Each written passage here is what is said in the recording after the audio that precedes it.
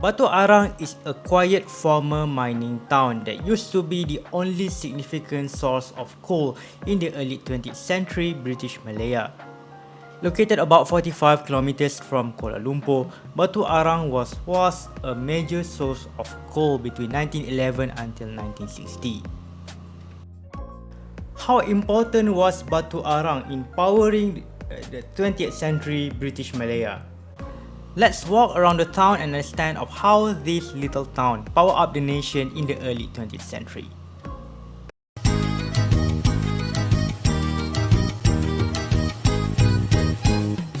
Early 20th century British Malaya was blessed with the natural resources such as tin ore, rubber and timber. However, coal might not be the natural resources associated with British Malaya. Coal is essential as a main source of fuel to generate electricity and run the steam locomotives. Wood is abundant but not as efficient as coal, while the offshore oil production was non-existent at the time. Therefore, we need to understand the importance of coal in the early 20th century Malaya.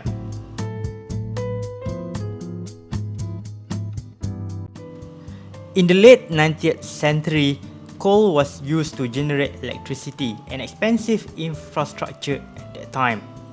The expansion of railway in the 19th century British Malaya also caused the increased demand of coal to feed the mighty steam locomotives ran across the peninsula. Initially, steam locomotives use wood as the main fuel source as it is abundant, cheap, renewable, and since Malaya has tropical climate, trees are everywhere. Imported coal was prioritized to be used as a fuel for electric generation as coal was deemed too expensive to be used for the railways. As a strategic resource, it is preferable to produce coal locally than to import the coal from another country. Initially, local coal sourced from a coal mine in Karai in central Perak. The presence of coal in Karai makes the railway passing by the town and justify the need of a bridge across Perak River. I talked about Victoria Bridge in the previous video where the bridge is the most expensive public project when it was opened in the year 1900. To watch this video, the link is here right above. However, the source of the coal at Karai exhausted by 1928. Therefore, another locally sourced coal must be searched in order to keep the industries and railways of Malaya running.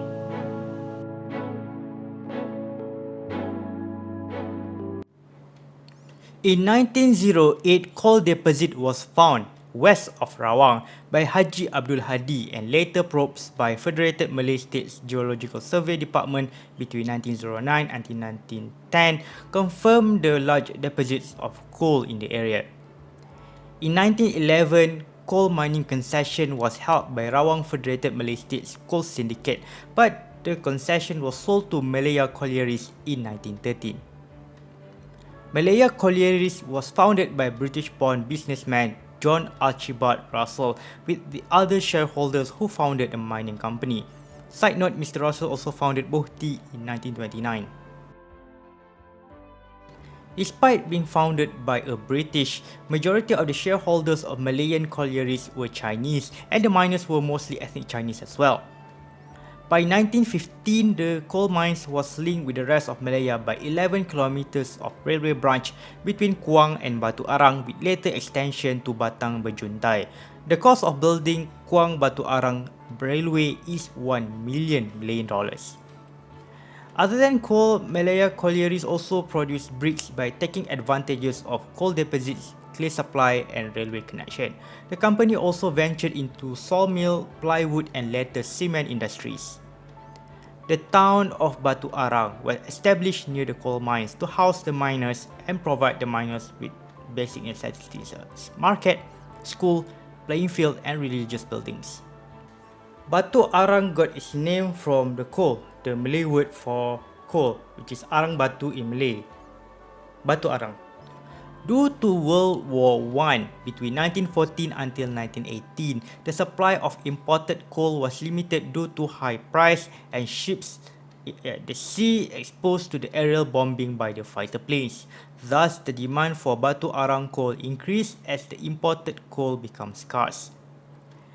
As the production increased, with the introduction of modern machineries, more coal was extracted from Batu Arang to power the electricity, twin dredges and steam locomotives. In 1939, Federated Malay States Railway or FMSR transported 256,558 tons of coal, coke and firewood. In comparison, the amount of rubber, which was the most valuable export commodity of British Malaya at the time, transported by FMSR is 206,810 tons. However, Archie Russell died of tuberculosis in Singapore in 1933 and buried at Bidadari in northeast Singapore. I visited Bidadari in the previous adventure in Singapore, where the former cemetery has been cleared out to build new HDB flats in a land-scarce country, where the dead gives up the space for the living. To know more about Bidadari and the new township there, the links to watch is up here. Nevertheless, the mining operation continued as the coal is needed to feed the ever-growing railway and electricity demand. On the workers' side, coal mining is not really a favorable job as the work is dangerous with fixed paid salary regardless of coal output. Other jobs such as tin mining and rubber tapping were relatively less dangerous than the coal mining, and the profit was shared among the workers who worked more, got paid more. But eventually, the profit sharing system was implemented to retain workers. The production peaked in 1940 just before the World War II, arrived in Malaya with 781,509 tons of coal produced on that year. The value of coal extracted was $5,841,774 Malayan dollars according to Malayan Union Annual Report 1947. When the news of advancing Japanese Imperial Army moving southwards reached Selangor, British forces destroyed the mine's electric substations with explosives and evacuated Batu Arang. During Japanese colonization between 1942 until 1945, coal production in Batu Arang continued as coal is a strategic resource needed for war efforts. However, Japanese administrators resorted to open mining as there was inadequate equipment and expertise to continue the deep shaft mining underground as what Malayan collieries did. Open pit mine is effective in extracting coal, but it caused damages and flooding to the underground pit mines. The open pit mine was later filled with rainwater and caused the demise of Batu Arang coal mines several years later.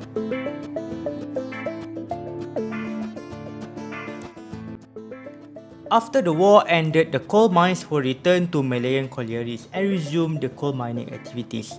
According to Malayan Union Annual Report 1947, Batu Arang is the only commercial coal mine in British Malaya that supplied the energy for electricity and railways.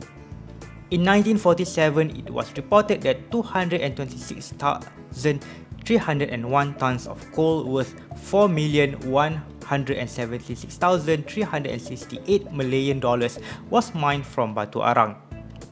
Batu Arang mines faced challenges in the post-war era: delayed machines deliveries, higher operating costs, flooding in mines and miners' strike. Because workers demand better wages and better working conditions, workers in the world unite. Other than the internal challenges, the leading position of coal as the primary source of energy is threatened by a liquid gold. Petroleum, or better known as crude oil, becomes the default fuel for electric generation and railway operation. The price of coal per ton soared from $20.50 in 1950 to $35 million in 1959, 71% increase in just 9 years. In general, oil becomes cheaper than the price of coal by 1960, and oil has several advantages. Technically, diesel locomotives are relatively cheaper to run and easier to fix than steam locomotives. Furthermore, diesel locomotives does not need constant supply of water unlike steam locomotives. For electricity, oil has higher calorific value than coal, which means that 1 ton of oil produces more energy than 1 ton of coal. The combination of rising coal price and better efficiency of oil makes Bangsa Power Station switch from coal to oil in 1950, and that is why the headquarters of Tenaga Nasional Berhad, the state-owned electricity company, is located at Bangsa. Increasingly expensive coal, the shift from coal to oil, worker strike, flooding and accidents caused the end of coal mines in Batu Arang. After 49 years in operation, Malayan collieries shut down on 30th of January 1960.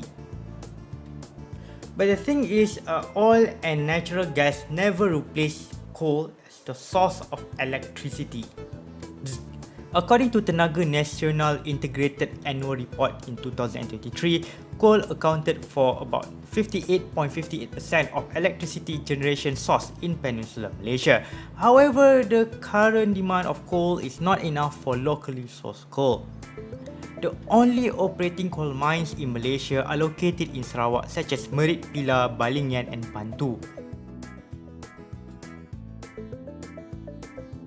Therefore, most of the coal used for electric generation in Malaysia is imported from other countries such as Indonesia and Australia.